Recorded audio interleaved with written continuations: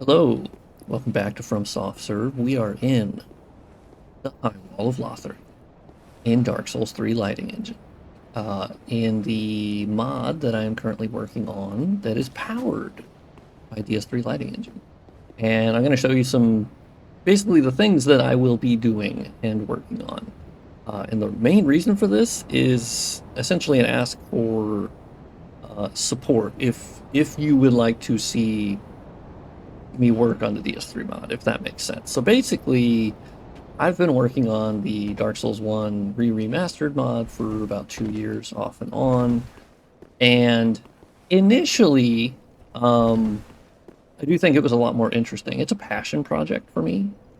And so the long and short of it, or long and short, I don't know, is that I need to work on Dark Souls 3 to fund my work on Dark Souls 1, if that makes sense, because Dark Souls 3 is obviously the most popular of the trilogy, by far, at least in terms of sales, and I mean, mainly sales. It was a huge success. Honestly, a surprise, I think, for FromSoft. This was like the first game that like put them in the, not in the stratosphere, but like kind of put them on the map.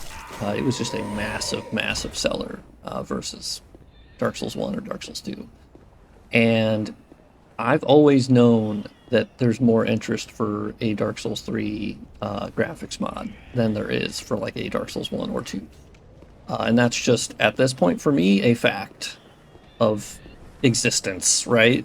And so I need to make the financially literate decision to prioritize making content about the Dark Souls 3 mod and specifically spending my time working on the Dark Souls 3 mod. Now, the good thing is the workflow for Dark Souls 3 Lighting Engine is so much easier than my DS1 work. So it is easier. That's the nice thing. Like, working on it is like, my overall preference is to work on Dark Souls 1 because I love that mod and I think it's more ambitious and I think it's a super passion project, right? But I'm going to work on DS3 and make videos about it, and I hope and I ask for your support if you would like me to prioritize Dark Souls 3 and really go ham on this. I have a Patreon. That is the only reason I've been able to make the mods that I have. Full stop. If it was not for Patreon, almost none of my mods would be anywhere near where they are today. Just from a pure time standpoint of man hours. Honestly, like if I alt tab here, because I'm doing display capture, so I'll show you that if I go to Dark Souls Remastered, I have 2,298 hours in that game. And that's because of the Re-Remastered mod. So when I say that I'm gonna go ham, I go ham. Like, I know life to get out of this. And so basically, if you want me to work on Dark Souls 3, or even Bloodborne, to be honest, I'm opening this up to Bloodborne. If you would prefer me to go back to Bloodborne, or you would prefer me to go back to Dark Souls 3, then I ask you to hit up the Ko-Fi, hit up the Patreon. The Patreon, you get at least, Google Drive links for my mods. You get ad-free versions of my videos, so I do try to at least give back. You also sometimes get builds of things that are like not ready for Nexus. I haven't done that a whole lot, but when they're like really buggy and stuff, I mean obviously almost all my mods are really buggy to be honest, but more buggy I should say, or broken. Like currently Dark Souls Re-Remastered is very broken. So I'm doing the complete overhaul, and I sometimes post that on my Patreon. So basically, if you'd like to see more of this, if you want to support it, I would ask that you go there and, yeah, support it. So basically, my workflow for Dark Souls 3, I will show you very quickly how easy it is. And why it's pretty enjoyable. Obviously, my preference is to work on the Dark Souls 1 mod, because I think, for me, that's just my passion project, right? But I need to treat this like a a business a little bit, or like a job, because it is essentially, but it's the luckiest thing in the world, right? That's why I don't think I like calling it a job, because I'm like, yeah, but it doesn't feel like one. I mean, sometimes I feel the need to like post videos when I don't want to post videos, or like it's not my first thing, but like we do that in life all the time, so I can't complain that, oh my God, I had to do something I didn't want to do, like what a first world problem, right? It's such a ridiculous thing. But here is basically the editor mode, which I was talking about in a prior video. So basically, if you want to start work on a Dark Souls 3 lighting engine mod, you have Dark Souls 3 lighting engine is the first biggest problem, as it's still heavy in development, and there's no, TDB, TBD, TDB. Oh, okay, that was an Office reference, I think. So here we have DS3 Lighting Engine. You go into here and you'll see there's a drop down that has texture dump mode, which is where it just dumps every texture it comes across, and it dumps it into the override folder. We're not doing that, and I don't recommend doing that. Although if you're making just a texture pack, that's probably the quickest way to get all of them. But unfortunately, it dumps like a lot. So that is not, I think, the ideal way of doing a texture pack. And that's not how I do it with Lighting Engine anymore. So basically, you go into editor mode. By default, it is in game mode. That's your standard, right? Editor mode, you hit and then you restart the game, and now you're in editor mode. And the benefit there is you get to hit F3, and you can zoom out with the camera, and it's a free cam basically. And you're going to see all the objects, the shadows are casting. It's a little flickery. The editor mode, there's a lot more going on in Dark Souls 3 visually versus Dark Souls 2. So Dark Souls 2 lighting engine is just I think it's simpler to work on, right? So it's a little flickery in the editor mode, but no big deal. It is early. So basically, you click on the object or thing, you'll see that it highlights it in red, and I add it to the shadow map. Because basically, by default, what it was doing before is doing a screen space shadow. And that's probably where the flickering is coming from, because I'm moving where the camera is, and the screen space is trying to calculate that at the same time. So when I stop, it goes, okay, cool. And so basically you hit add to the actual shadow map. So basically what that does is it goes, oh, we need to render an actual sun shadow. And it's not just screen space. So screen space is really good for like the in-between, like smaller details. Like Death Stranding 2 just came out, and it uses screen space shadows for like foliage and small things. It's very good for that. I personally go like shadow map for absolutely everything. And they are like a cascade shadow map, so of course there's different cascades, right? At different qualities for different distances. And Dark Souls 3 Lighting Engine just handles that way better than Dark Souls 3 by default, which I've already enabled dynamic shadows for all of DS3 in a prior mod. But doing it through Lighting Engine is a much smarter way of doing it, and it's just better in every possible way. So another thing I'll be doing, beyond going through the world and clicking on every single little tiny thing to enable shadow casting for the sun, and it's also for the point lights like this, or wall torches, where they have a light attached to them, because they are actually point lights and they do have illumination. However, almost all of them are not shadow casting. So, for instance, when I go back to the player, and if you run by it, you can see there is no shadow being cast. It is just the sun shadow that you see here, but the actual light. And of course, the reason they do this is for performance.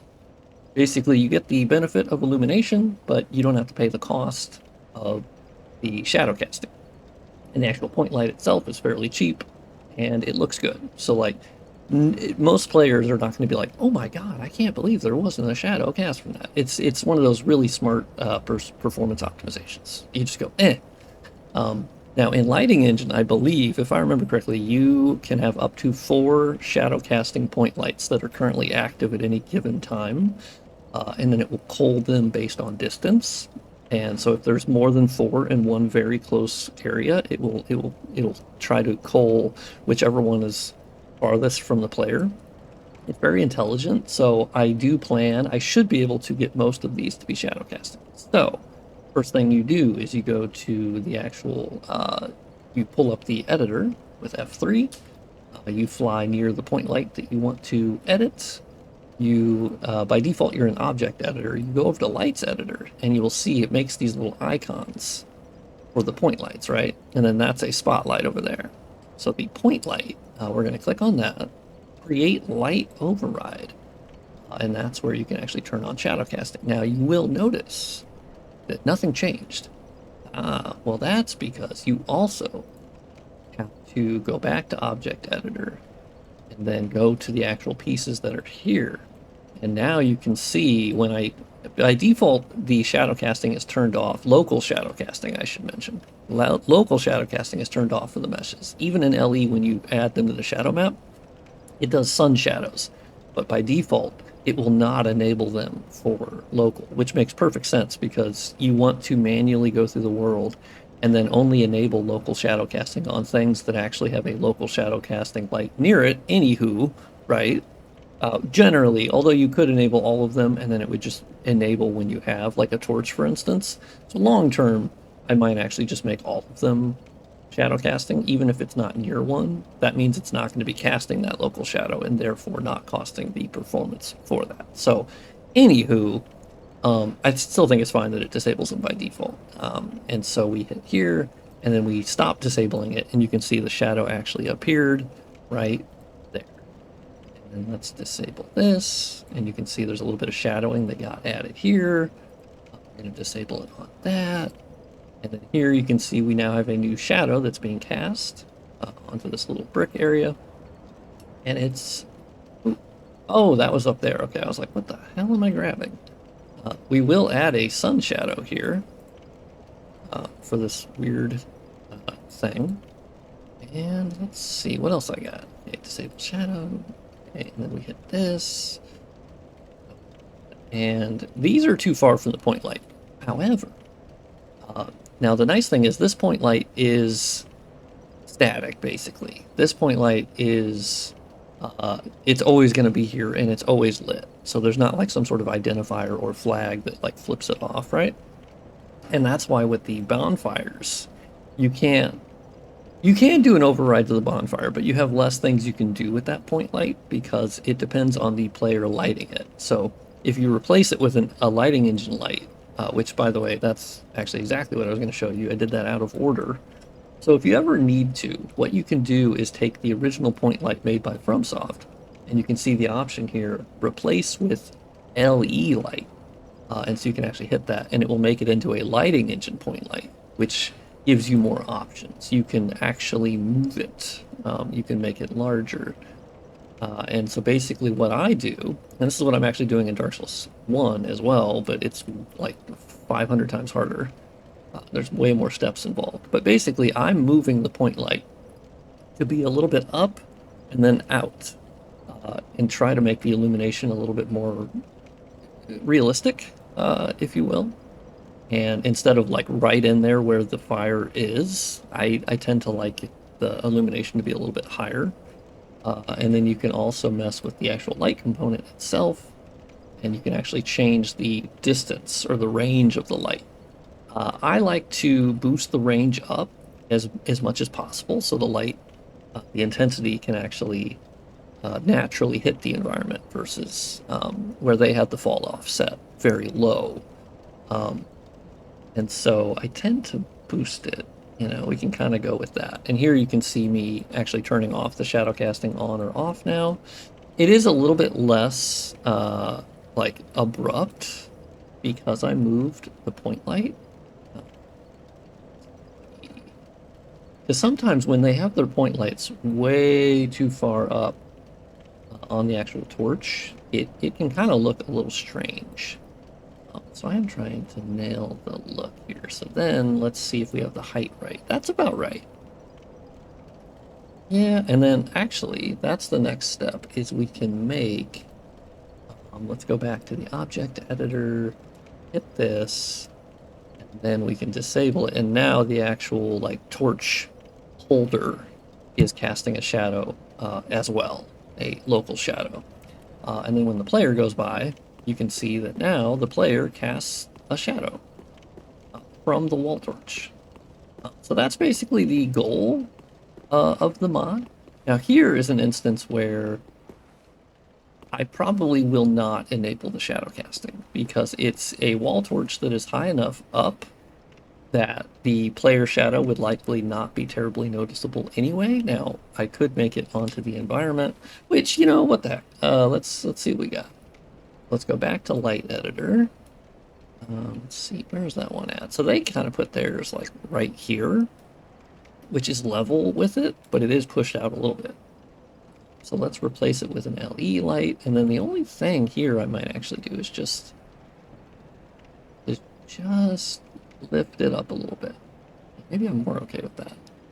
And then we will make it cast shadows. Of course, you see that that didn't change anything because we have to actually change. Cool. And then I needed to add that to the sun shadow map anyway. So that's good that I did that. And then we have up here, yeah, you can see there's a little bit of shadowing that gets added to that. And then this pillar is already shadow casting. Okay, nice. And here you can see a little bit of shadowing added there, so it's just more realistic. I mean, that's the very quick pitch is, oh, so it's just going to look a little bit more realistic. Yes, I mean it's not a huge difference, but I do think it actually looks quite nice. Shadow casting is one of those like subtle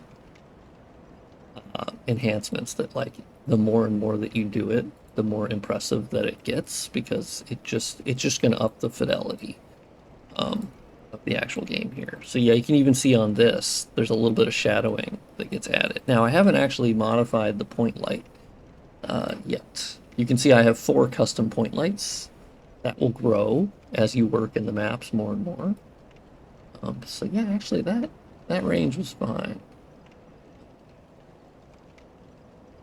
And then you can see how it makes the shadows obviously more visible depending on the intensity. That's actually fine. You can change the color. You can do a lot with the point lights to dial them in the way you want. But I would say by default, this already looks really good. Like, I'm already really quite happy with the visual setup that I have here. I'm gonna backstab Big Doug. Ooh, I did find, I think, a point light here. A rogue point light is what I like to call them. And so we see here, create low light override. And you can see if you brighten it up. They love their blue point lights. FromSoft has used them in every game ever. Well, specifically Bloodborne and DS3 were like heavy on these blue point lights that they would put. Like here, that light's not coming from anywhere. Not that that's necessarily like the goal of, oh, everything has to be hyper realistic. No, definitely not. It's more of an artistic change. So it doesn't quite fit with the overall aesthetic that I have going. I could change the light of these point lights, but generally my preference has been to turn them off, and then I can go back later and manually add my own point lights based upon the lighting that I've had set up. So I tend to just turn those off. It's no... Okay, hey, big dog. Okay, well I just got... Oh, I had the HUD off, so I didn't know I had low health. Well, okay. That happens to me a lot when I'm modding.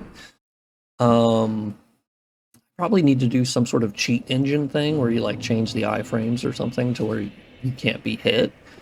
Dark Souls 1 is really nice to work on because there's DSR Gadget, that program that you can turn on a bunch of cheats to where you're like one-hit killing people or invincible, infinite stamina. It's really nice. Here, I don't have that option. Maybe there is a DS3 thing. I mean, obviously there's the debug menu, but that I've had limited success with, to be honest. Anyway, I have rambled on for a lot, but basically, let me know. Would you prefer me to work on DS3? Actually, no, it's not really a question. I'm gonna do it because I know that it's more interesting and that's at a new forefront of DS3 modding that we haven't seen yet. And so it is exciting for me. Don't get me wrong. It's not as if I don't want to work on DS3. It's just, is it my favorite in the trilogy? No, it is not. I love it. and it has some of my greatest gaming moments inside of it. But I've been very honest with, I think, with my passion in Dark Souls lies more with 1 and 2. And so 3 has never been like a passion of mine.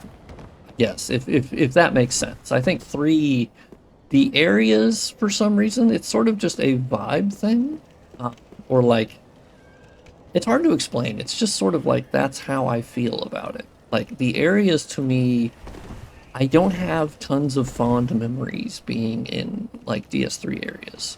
Where when I think back to Dark Souls 1 and 2, there's just a lot of areas, like, the DS1 Firelink Shrine is just, I love. Undead Burg, I love. Darkroot Garden, I love the first half of DS1 so much. And, you know, Anor Londo, Sen's Fortress, like, it's New Londo, you know, I just love the areas. And it's not like they're obviously still incredibly difficult. It's not really a difficulty thing, it's just more of, like, I don't know, like, I guess it is, okay, well, I don't know what that dog just did. You broke the laws of the game there. This didn't really need to be like a DS3 critique, but I don't know, I've just never found the areas to be as memorable for me. But that's just such a personal preference type thing. I think High Wall is pretty, you know, that one I remember the most of. I mean, I remember the whole game. Now I'm just rambling, but I love talking about this stuff. And you enable me to talk about this stuff. But DS3, I don't know. Like, when I think of the levels, I go Farron Swamp? No. Road of Sacrifices? No, not really. Undead Settlement? You know, I like a little bit better, but eh. Cathedral of the Deep? Eh. I don't love being in it, you know. Archdragon Peak? I was actually talking about that on Twitter yesterday, of like, Archdragon Peak I love. I think that's one of the areas that it's a standout of DS3 for me. And I think it's actually because it's a little DS2-like, which, hear me out. I didn't even say this on Twitter. I had a high thought last night, where Archdragon Peak feels DS2-ish to me, and a little bit Demon Souls as well, where you have the first boss is a total gimmick fight, right? Like, it's the ultimate gimmick fight, which does remind me of DS2 Demon Souls, where they were a little bit more gimmicky, a little bit, I mean, easy, I guess you would say. But Demon Souls is probably the best example of that. A lot of gimmicks, a lot of gimmick fights, and some I love. I don't actually hate all gimmick fights. I like this dragon one. But so that gives me fond memories of that. Beyond that, it has a enemy density that reminds me of Dark Souls 2. There's a lot of enemies, and they're fast, and they chase you, and there's even like those rolly rock looking thingies that like stop you from running past enemies or running past everyone, because they're really good at hitting you and stopping you and then knocking you off. And so it has this sort of like fuck the player feeling to it that feels Dark Souls 2, and that kind of gives me warm and fuzzy feelings. And then it also has this really weird mechanic of like the summoner person who summons like obviously the Drake Blood Knight is one of them that can be summoned, but like Ricard, I think, is another one that can be summoned, and then there's another person I thought. And that's like just a weird, quirky little thing, and obviously you have Nameless King. I mean, that's obviously just an insane peak fight. Frustrating at points, but unbelievably awesome, and it's just one of my favorite bosses of all time. It's just insane. So that doesn't remind me of DS2, because I think DS3 obviously, for me at least, has better quality bosses across the board. They really upped their boss game with Bloodborne, and then carried on into DS3. And they've just been improving, I think, like their complexity and you know, DS2 just, it was the DLCs that had the more interesting bosses for me. But that was never like the main feature of DS2 to me. It was like, oh my god, the bosses, you know, that's my reason for playing DS2. Not really. I love DS2 for different reasons. All three of them, I have different things that I love the most. DS3 is definitely the boss battles and the music. I think those are the things it just absolutely is fantastic at. There's still some stinkers. I'm looking at you, Crystal Lady or whatever, and then the Wolnir. Well, Wolnir is more of a that's more of a spectacle boss, and I'm actually okay with that. It's also a gimmick boss. Well, you know, and now that I think about it, Yorm, yeah, I was a little bit let down by Yorm. I like that Storm Ruler came back, kind of awkwardly a little bit, you know? They just kind of called it Storm Ruler, and they dropped it in and went, well, there you go. And you're like, oh, okay. I mean, sure. I don't know. But, yeah, I don't know. I prefer all the different games for different reasons, and I gotta delete some point lights in here for sure. Oh, we found some light leak. I can fix that. Here's Andre. He's looking good. But yeah, I rambled on a long time there. But basically, yeah, I need to make the smart financial decision and work more on Dark Souls 3. So look forward to more Dark Souls 3 videos, and my goal is more frequently, because I make more money that way. And also, I do like making videos, and I like talking about the modding process and showing things that perhaps you haven't seen before, because it's some real nerdy ass shit. And, you know, not everyone would make a video of that, and that makes total sense to me, because I think most people would go, yeah, I don't know that people would watch that. So basically, I just need to be smarter and work on the thing that makes more money so I can fund my work on Dark Souls 1, which I will still be doing. But yeah, I think I got to make Dark Souls 3 the more of the focus, you know? So let me know in the comments. Are there a ton of Bloodborne sickos out there that would just come in the chat and say, oh my god? I got an email from somebody this morning at fromsoftserve official at Gmail. I don't know, I was going to say Outlook for some reason. fromsoftserveofficial at gmail.com. So if you do want to email me, you can hit it there. I wouldn't expect a response. I'm not good at responding basically anywhere, if we're honest. Comments, replies, DMs. I'm so entirely like 5 years behind. So, and I'm also a hermit, you know, so, you know, I gotta be mysterious, right? I gotta keep the veil of secrecy. No, not really. I'm just chronically, I'm chronically not agoraphobic, you know, because I can go outside and be just fine. Says the agoraphobe, right? Isn't that? No. But yeah, I'm just kind of like a cave person that comes out every once in a while and goes, hey, how's it going? Here's what I'm doing. Okay, bye, see ya. And then I come back and go, hey, I got more stuff, you know. So, man, this video's really gotten away from me. But yeah, I'm going to work on DS3. And it's going to be fun. Upscaling textures, dynamic shadows, tone mapping, color grading, everything. Volumetric light shafts, yeah, just everything. And, you know, presumably it'd be nice if when DS3LightingEngine, whenever that is, becomes public, like on Nexus mods, for instance. Or, I think, publicly available to where Rage Vitamins is comfortable enough with people going to the Discord just to download it, because I'd also be fine with that. My preference would be Nexus mods once it gets to that point, because Nexus mods is just an easy thing to link, and you go, go download it there. But because Lighting Engine gets updated pretty frequently, the Discord is always like the most current version. It's much easier to post a new version there than it is on Nexus mod, so that's why that happens. But yeah, so subscribe to Patreon if you want, and if you have extra money, and that would help me a lot. And that is actually the only reason my mods exist, to be honest. Otherwise, they would be months and years behind where they're at now. Just full transparency. They would not be anywhere near where they are today without that, because that money is the money that I use to live. You know, frugally, but I'm okay with that. I don't need nice things or nice phone or clothes or any of that. You know, that's never been my thing, luckily. I just get high occasionally, or very often. I don't know why I said occasionally. I was like, no, it's very often. And I mod when I'm high too. It's great. It actually works really well. Sometimes. Sometimes I lose track of whatever the fuck I'm doing.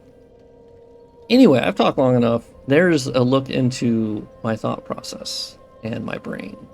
Might scare you, might scare me. But anyway, there it is. And yeah, let me know in the comments. Do you like Dark Souls 3? Do you consider DS3 Dead Space 3? Is the acronym already taken? Is DS2 now Death Stranding 2? I don't think so. I think it's Dark Souls 2. Dead Space 2? Never heard of it. It's not a thing. Don't worry about it. The 3 Dead Space 2 fans, we outnumber you. It's Dark Souls 2. I'm actually that guy that goes to Kojima's tweets when he's like tweeting about Death Stranding 2. And I go, man, Dark Souls 2 is looking great. It looks insane. It's looking real different, man. That's crazy. And it gets funnier every time. So, let me know. And I'll see you on the next video, which might actually be Dark Souls 1. That's true. I think I said my next video is going to be Dark Souls 1, and it definitely was not. I'm still making, like, really good progress on that. And I put a version... Oh my god, I buried this 30 minutes into the video. I did put a version of Re-Remastered up on Nexus Mods. I don't know why I said it like that. And you can download the early version, and you can kind of walk through Firelink Shrine, Undead Burg, Anor Londo, Sense Fortress. I need to post a new version of it, but it's a very broken version. 60-70% of the game is still broken, but if you want to kind of play around with things, kind of look at the surface quality, then you can. I think it looks real cash money right now. So yeah, I'll see you next time.